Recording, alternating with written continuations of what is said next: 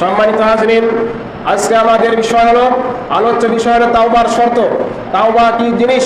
তাওবা হলো তার পূর্ণাঙ্গ শর্ত সহ অনুতপ্ত হয়ে আল্লাহর কাছে লজ্জিত হয়ে কান্নাকাটি করে আল্লাহর কাছে তওবা করা। আর তাওবা মানে ফিরে আসা, রবের দিকে প্রত্যাবর্তন করা, রবের দিকে প্রত্যাবর্তন করা, একেবারেই প্রত্যাবর্তন করা। সম্মানিত হাজরিন, তওবার সর্বনিম্ন 3টি শর্ত রয়েছে। আর যদি বান্দার সাথে হকের সম্পর্ক হয়, বান্দার হকের সাথে সম্পর্ক হয় গুনাহ, তাহলে হবে 4টা শর্ত। আল্লাহর হকের সাথে যদি গুনাহ হয় তাহলে শর্ত হবে 3টা। আর বান্দার হকের সাথে যদি সম্পর্ক হয় তাহলে তাওবার শর্ত হবে 4টা। কয়টা? 4টা। সৌদি আরবের বিখ্যাত দায়ী শেখ মুহাম্মদ বিন সালেহ আল উসাইমিন রাহিমাহুল্লাহ এর মতে তাওবার শর্ত মোট 5টি। আর যদি বান্দার হকের সাথে গুনাহ হয় তাহলে সর্বমোট তাওবার শর্ত হলো 6টি। সর্বমোট তাওবা করবো, আমরা তওবা করবো আল্লাহর কাছে, তার 6টি পূর্ণাঙ্গ কি রয়েছে? শর্ত রয়েছে। সুতরাং অনেকে তো ইস্তিগফার আস্তাগফিরুল্লাহ বললে মনে করে আমার গুনাহ মাফ, নামাজ পড়লেই মনে মাফ হয়ে গেল। অনেকে নামাজও পড়ে যে সুদও খায়, অনেকে নামাজও পড়ে গান বাদ্য শুনি, নানান খারাপ কাজ করে ভালো কাজের মধ্য দিয়ে। তার মানে এই অধিকাংশ লোক তাওবা বুঝে নাই। তাওবা কি জিনিস, তাওবার শর্তগুলো কি কি, অধিকাংশ মানুষ বুঝে নাই। যদি তারা বুঝতো তাহলে এই পুনরায় গিয়ে তারা গুনার মধ্যে ডুবতো না। সম্মানিত হাজরিন, তাওবার প্রথম শর্ত, কথা বেশি বাড়াচ্ছি না, সময় যেহেতু সংক্ষেপ। তাওবার প্রথম শর্ত হলো তাওবা একমাত্র আল্লাহর জন্য হতে হবে এবং আল্লাহর কাছে করতে হবে। তাওবার 1 নম্বর শর্ত, আমি আবার বলছি, তাওবার 1 নম্বর শর্ত, তাওবা একমাত্র আল্লাহর জন্য হতে হবে। কার জন্য? আল্লাহর জন্য হতে হবে এবং আল্লাহর কাছেই তওবা করতে হবে। পৃথিবীর কারো কাছে তওবা করা যাবে না, কাউকে খুশি করার জন্য তওবা করা যাবে না।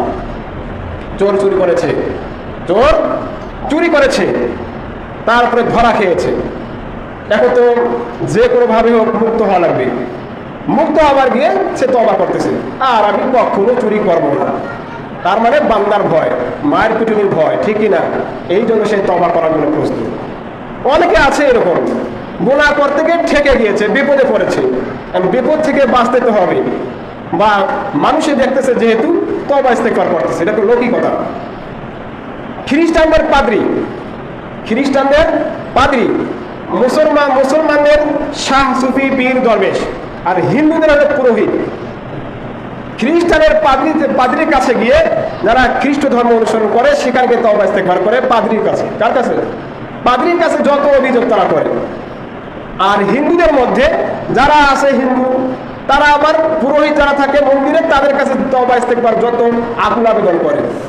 আর আমাদের মুসলিম জাতির মধ্যে কিছু মানুষ আছে আল্লাহর কাছে তওবা ইস্তেগফার না করে এই দরবেশ পীর দরবেশ নানান ভণ্ড পীরের কাছে যায়।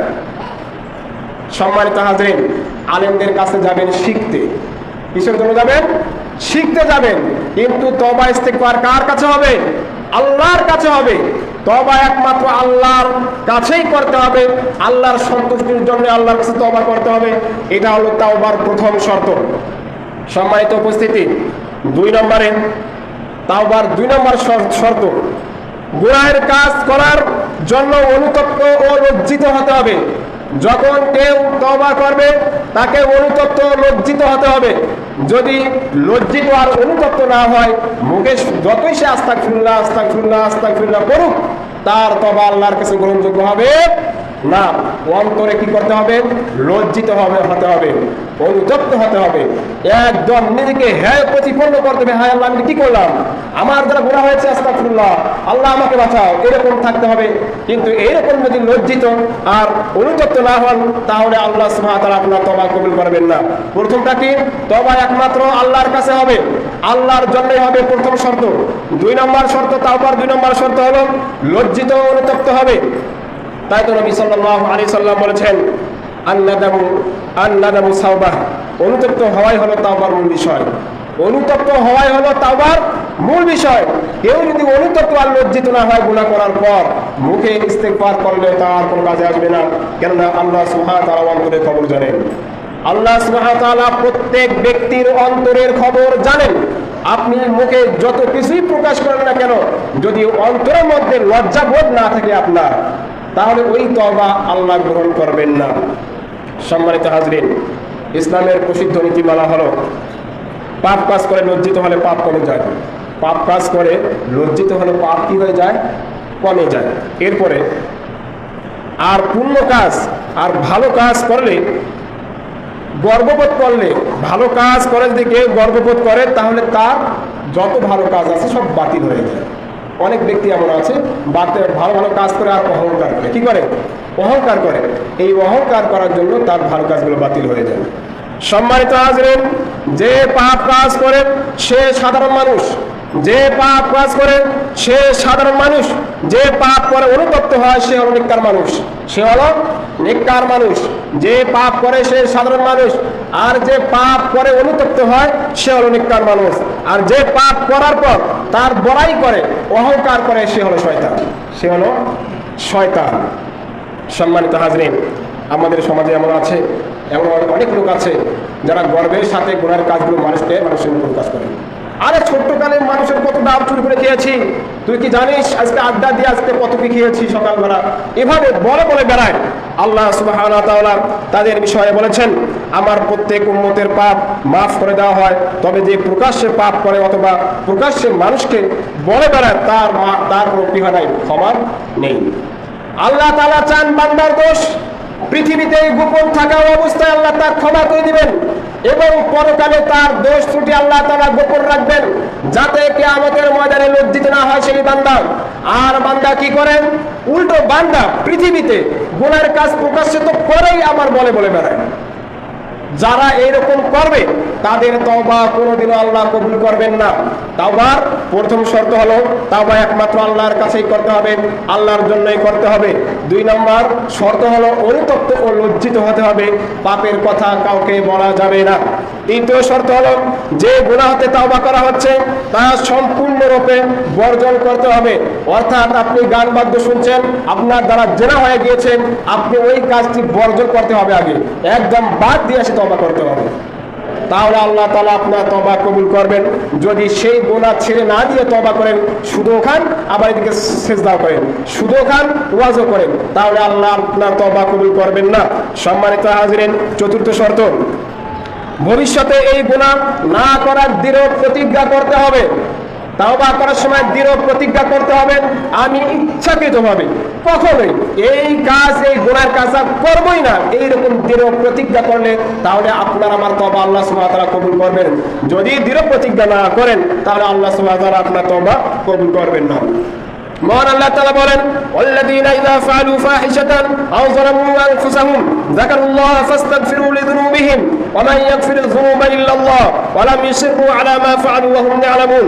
ওয়াল্লাযীনা ইযা ফাআলু ফাহিশা, কিছু মানুষ আছে যারা কি করে, ফাহিশা কাজ করে, আও যালামু আনফুসাহুম, এবং নিজেদের প্রতি জুলুম অত্যাচার করে, যাকারুল্লাহ, অতঃপর আল্লাহর কাছে সেগুলো স্মরণ করে করে ক্ষমা চায়, ফাস্তাগফিরু লিযুনুবিহিম, ফলে আল্লাহ তাআলা কি করেন, ওয়া মান ইয়াগফিরুয যুনুবা ইল্লাল্লাহ, তখন আল্লাহ তাআলা সাথে ক্ষমা করে দেন, সুবহানাল্লাহ। এরপর আল্লাহ তাআলা বলছেন, ওয়া লাম ইউসিররু আলা মা ফাআলু ওয়া হুম ইয়ালামুন, আর কিছু মানুষ আছে আল্লাহ তাআলা তাদেরকে ক্ষমা করেন না, যারা পাপ কাজ চলমান রাখে, পাপ কাজ চলমান রেখে তওবা করে ইস্তেগফার করে। সুতরাং পাপ তো বর্জন করতেই হবে, আবার দৃঢ় প্রতিজ্ঞা রাখতে হবে, এই পাপ আমি আর কখনো করবো না। যদি এইরকম আপনার পাপ বর্জন এবং দৃঢ় প্রতিজ্ঞা হয় তাহলে আল্লাহ তাআলা আপনার আমার তওবা গ্রহণ করবেন, কবুল করবেন। সম্মানিত হাজিরিন, সময় খুবই সংক্ষেপ। 5ম শর্ত, 5 নম্বর শর্ত, তওবার 5 নম্বর শর্ত হলো নির্ধারিত সময়ের মধ্যে তওবা করতে হবে। এখন প্রশ্ন হতে পারে, হুজুর নির্ধারিত সময় আবার কোন সময়? নির্ধারিত সময় আল্লাহ রাসূল সাল্লাল্লাহু আলাইহি সাল্লাম বলে দিয়েছেন, নির্ধারিত সময় 2 ধরনের। সম্মানিত হাজিরিন, এক হলো মৃত্যু আসার আগেই তওবা করতে হবে। 2, কিয়ামতের আগে যে বড় আলামত, সর্বশেষ আলামত, পশ্চিম দিকে সূর্য উঠবে, সেই সূর্য ওঠার আগেই তওবা করতে হবে। যদি বান্দা মৃত্যু সম্মুখীন হয়ে তওবা করেন, সেই তওবা গ্রহণ করা হবে না।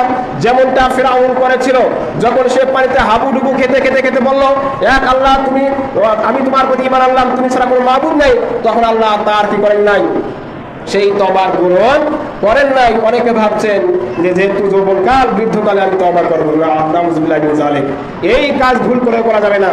অনেকে ভাবছেন যখন আমি মুমূর্ষু অবস্থায় পড়বো, হসপিটালে থাকবো, যখন আমার জান বের হয়ে যাবে তখন আমি তওবা ইস্তেগফার করবো। শুনে রাখুন, এই দুই সময় ব্যতীত আপনি আপনার জীবনে আপনি তওবা ইস্তেগফার করে আল্লাহ কবুল করবেন। সুতরাং মৃত্যু আসার আগে তওবা করতে হবে, কিন্তু মৃত্যু হলো অনিশ্চিত, আর হলো কিয়ামত হওয়ার আগে কি করতে হবে? তওবা করতে হবে। এই জন্য বলা হয়েছে নির্ধারিত সময় হওয়ার আগেই কি করতে হবে? তওবা ইস্তেগফার করতে হবে। সম্মানিত হাজরিন, আল্লাহর রাসূল সাল্লাল্লাহু আলাইহি সাল্লাম বলেছেন, আল্লাহ তাআলা বলেন, ইন্নামাত তাওবাতু আলাল্লাহি লিল্লাযিনা ইয়ামালুনা আস-সুআ বিজাহালাতিন সুম্মা ইয়াতুবুনা মিন করিবিন ফাউলাইকা ইয়াতুবুল্লাহু আলাইহিম ওয়া কানা আল্লাহু আলিমান হাকীমা। নিশ্চয় যারা তওবা করে তাদের দায়ভার আল্লাহর কাছে। কার কাছে? আল্লাহর কাছে। ইয়ামালুনা আস-সু, খারাপ কাজ করার পর, বিজাহালাতিন, অজ্ঞতাবশত, মূর্খতাবশত, ওয়াজারাতে, যারা ভুলবশত কি করে? খারাপ কাজ করে আল্লাহর কাছে ক্ষমা চায়। সুম্মা ইয়াতুবুনা মিন করিবিন, এরপরে আল্লাহর নিকট তারা তওবা করে, ফাউলাইকা ইয়াতুবুল্লাহু আলাইহিম, ফলে আল্লাহ তাআলা তাদের তওবার দায়িত্ব নিয়ে নিয়েছেন। ওয়া কানা আল্লাহু আলিমান হাকীমা, আর আল্লাহ হলো প্রজ্ঞাময়, দয়াশীল, সব কিছু বিষয় জ্ঞাত।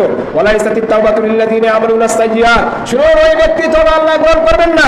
ওয়ালাইসাতিত তাওবা, এই তওবার গ্রহণযোগ্যতা নেই। লিল্লাযিনা ইয়ামালুনা আস-সাইয়্যাত, যারা খারাপ কাজ করতেই থাকে, হাত্তা এমনকি ইযা হাদারা আহাদাহুমুল মাউত ক্বালা ইন্নী তুবতুল আন ওয়ালাল্লাযিনা ইয়ামুতুনা হুম কুফার, যখন মৃত্যু এসে যায় তখন কি করে? তওবা ইস্তেগফার করতে থাকে। এরপর আল্লাহ তাআলা বলেন, ওয়া হুম কুফার, এই কুফারদের জন্য উলাইকা আ'তাদনা লাহুম আযাবান আলীমা, আমি জাহান্নামের শাস্তি প্রস্তুত করে রেখেছি। নাউযুবিল্লাহি মিন যালিক। তাহলে তওবা করার পর অনুতপ্ত হয়ে আল্লাহর কাছে তওবা করলে আল্লাহ ক্ষমা করবেন।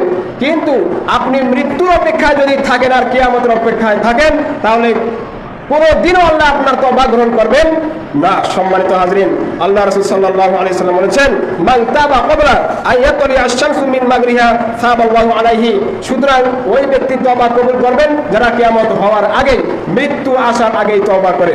সম্মানিত হাজরিন, এরপরে ষষ্ঠ নম্বর শর্ত হলো, বান্দার যদি হক মারি খাওয়া হয় তাহলে সেই বান্দার হক আগে পূরণ করতে হবে। আপনি আপনার ধন সম্পদ আল্লাহ তাআলা দিয়েছেন, অনেক ধন সম্পদ, কিন্তু এই ধন সম্পদ আপনি যাকাত দেন নাই। সুতরাং আপনার মৃত্যুর আগে হলেও যত বছরের আপনি যাকাত দেন নাই সব যাকাত বুঝিয়ে দিতে হবে।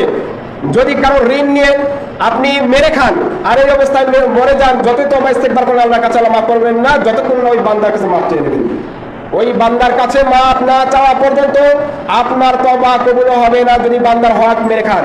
অর্থাৎ কারো নামে গিবত করেছেন, কারো নামে অপবাদ দিয়েছেন, অথবা কারো নামে চুগলখড়ি করেছেন, অথবা কাউকে মেরেছেন, অথবা ভাই বোনের আপনি সম্পদ আত্মসাৎ করেছেন, যত এরকম বান্দার যত হক আছে সব হক পূরণ করার পর অথবা মাফ না চাওয়া পর্যন্ত যত আল্লাহর কাছে কান্নাকাটি করেন আপনার তওবা গ্রহণ করা হবে না। এই জন্য বলছি, আল্লাহর হকের ব্যাপারে 5টি শর্ত তওবার, আর বান্দার হকের ব্যাপারে সর্বমোট 6টি শর্ত থাকতে হবে। যদি এই 6টি শর্ত না থাকে তাহলে আল্লাহ আপনার আমার তওবা গ্রহণ করবেন না। সম্মানিত হাজির, কথা বাড়াচ্ছি না, এই জন্য আসুন আমরা তওবা সম্পর্কে বিস্তারিত জানার চেষ্টা করি। তওবা কি জিনিস? তওবা জানলে ইনশাআল্লাহ পাপ এমনিতে দূরীভূত হয়ে যাবে, পাপের দিকে আর আমরা ফিরবো না ইনশাআল্লাহ। আল্লাহ তাআলা সহজভাবে বুঝে আমল করার তৌফিক দান করুন। আল্লাহুম্মা আমিন, আল্লাহুম্মা আমিন। বিশেষ করে আল্লাহর কাছে দোয়া করি, আল্লাহ আমাদের মধ্য থেকে যাদের পিতামাতা কবরস্থ হয়েছেন আল্লাহ তাদের সবাইকে মাফ করে দিন। আল্লাহুম্মা আমিন। যাদের পিতামাতা এখন বেঁচে আছেন আল্লাহ তাআলা তাদের খিদমত এবং তাদের সেবা শুশ্রূষা করার তৌফিক দান করুন। আল্লাহুম্মা আমিন। এবং তাদের হাত বাড়িয়ে দিন। বিশেষ করে যারা আমাদের মধ্যে উপস্থিত আছেন, অনুপস্থিত আছেন, ছোট বড় নারী এবং মা বোনেরা যারা পর্দার আড়ালে আছেন সবাইকে আল্লাহ তাআলা মাফ করে দিন। আল্লাহুম্মা আমিন।